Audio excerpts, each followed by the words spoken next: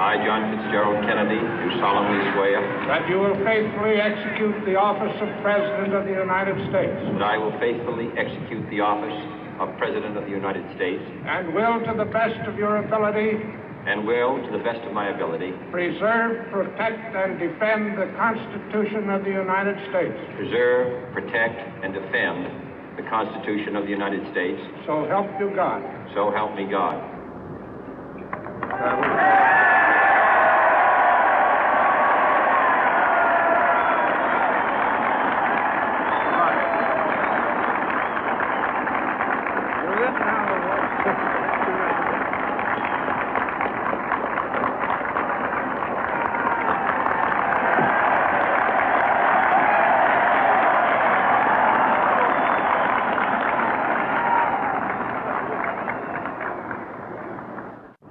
Vice President Johnson, Mr. Speaker, Mr. Chief Justice, President Eisenhower, Vice President Nixon, President Truman, Reverend clergy, fellow citizens.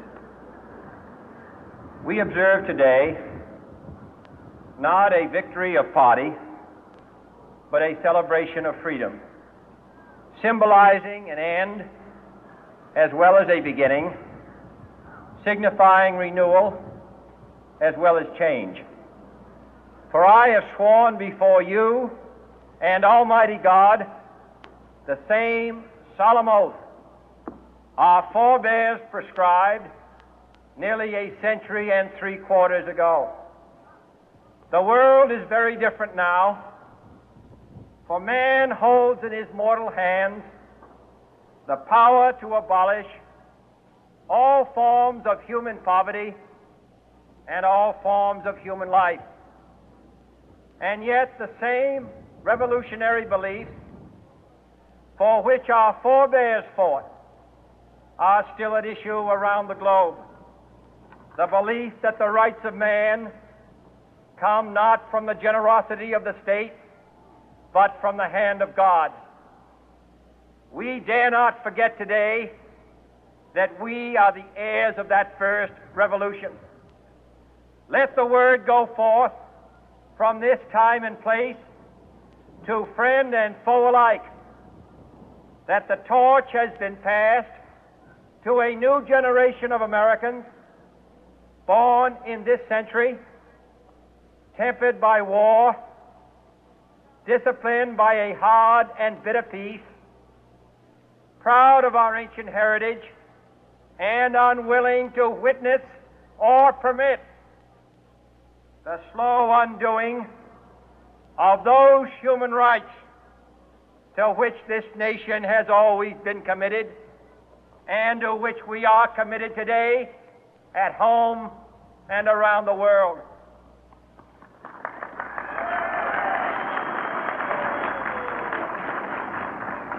Let every nation know, whether it wishes us well or ill, that we shall pay any price, bear any burden, meet any hardship, support any friend, oppose any foe to assure the survival and the success of liberty.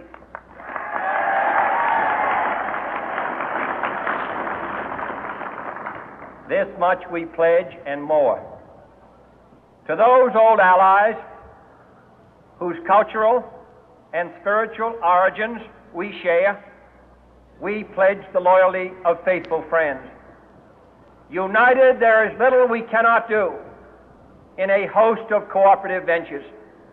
Divided, there is little we can do, for we dare not meet a powerful challenge at odds and split asunder.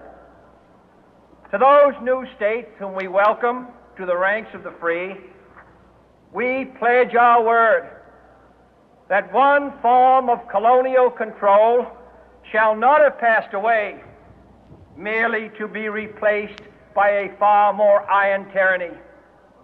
We shall not always expect to find them supporting our view, but we shall always hope to find them strongly supporting their own freedom. and to remember that in the past, those who foolishly sought power by riding the back of the tiger ended up inside.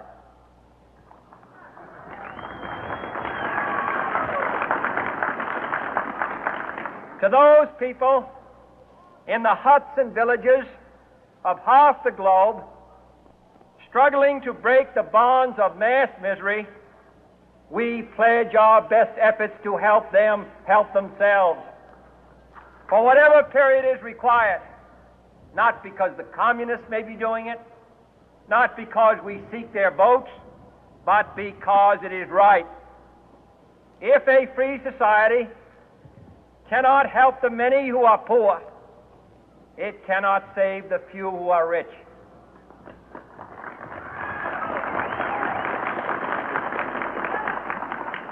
To our sister republics south of our border, we offer a special pledge to convert our good words into good deeds, in a new alliance for progress, to assist free men and free governments in casting off the chains of poverty.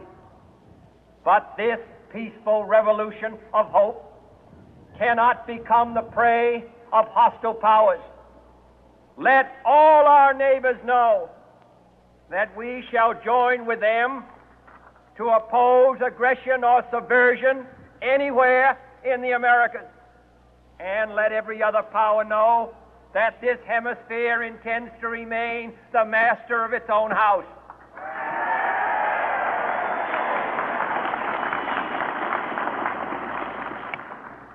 To that World Assembly of Sovereign States, the United Nations, our last best hope, in an age where the instruments of war have far outpaced the instruments of peace, we renew our pledge of support to prevent it from becoming merely a forum for invective, to strengthen its shield of the new and the weak, and to enlarge the area in which its writ may run. Finally, to those nations who would make themselves our adversary, we offer not a pledge, but a request that both sides begin anew the quest for peace. Before the dark powers of destruction, unleashed by science, engulf all humanity in planned or accidental self-destruction, we dare not tempt them with weakness, for only when our arms are sufficient beyond doubt can we be certain beyond doubt that they will never be employed. But neither can two great and powerful groups of nations take comfort from our present course, both sides overburdened by the cost of modern weapons, both rightly alarmed by the steady spread of the deadly atom, yet both racing to alter that uncertain balance of terror that stays the hand of mankind's final war. So let us begin anew, remembering on both sides that civility is not a sign of weakness, and sincerity is always subject to proof. Let us never negotiate out of fear, but let us never fear to negotiate.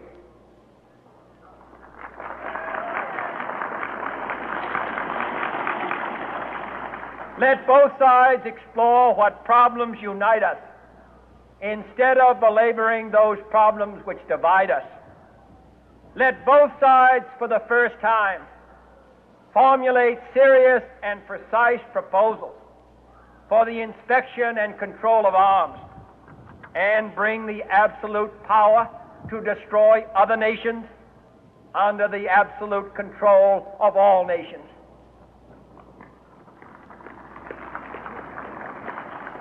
Let both sides seek to invoke the wonders of science instead of its terrors. Together, let us explore the stars, conquer the deserts, eradicate disease, tap the ocean depth, and encourage the arts and commerce. Let both sides unite to heed in all corners of the earth the command of Isaiah to undo the heavy burden and let the oppressed go free.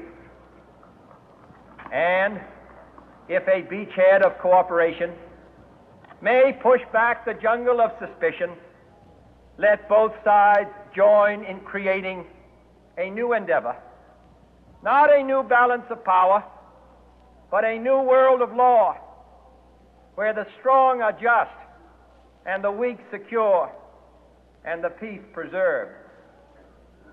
All this will not be finished in the first 100 days, nor will it be finished in the first 1,000 days, nor in the life of this administration, nor even perhaps in our lifetime on this planet. But let us begin.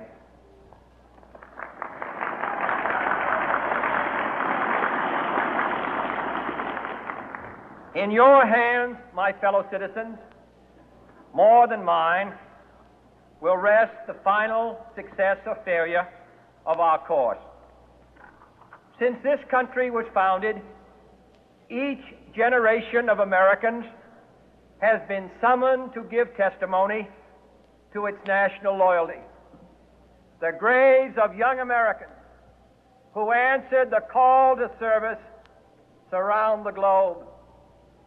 Now the trumpet summons us again, not as a call to bear arms, though arms we need, not as a call to battle, though in battle we are, but a call to bear the burden of a long twilight struggle, year in and year out, rejoicing in hope, patient in tribulation, a struggle against the common enemies of man, tyranny, poverty, disease, and war itself. Can we forge against these enemies a grand and global alliance, north and south, east and west, that can assure a more fruitful life for all mankind?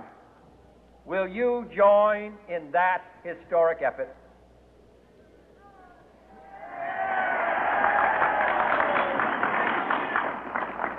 In the long history of the world, only a few generations have been granted the role of defending freedom in its hour of maximum danger.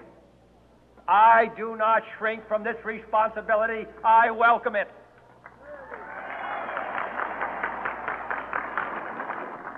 I do not believe that any of us would exchange places with any other people or any other generation. The energy, the faith, the devotion which we bring to this endeavor will light our country and all who serve it. And the glow from that fire can truly light the world. And so, my fellow Americans, ask not what your country can do for you. Ask what you can do for your country.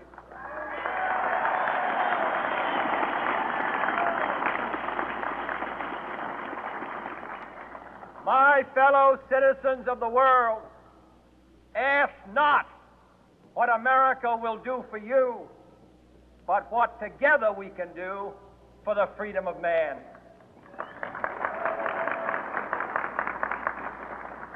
Finally, whether you are citizens of America or citizens of the world, ask of us here the same high standards of strength and sacrifice which we ask of you.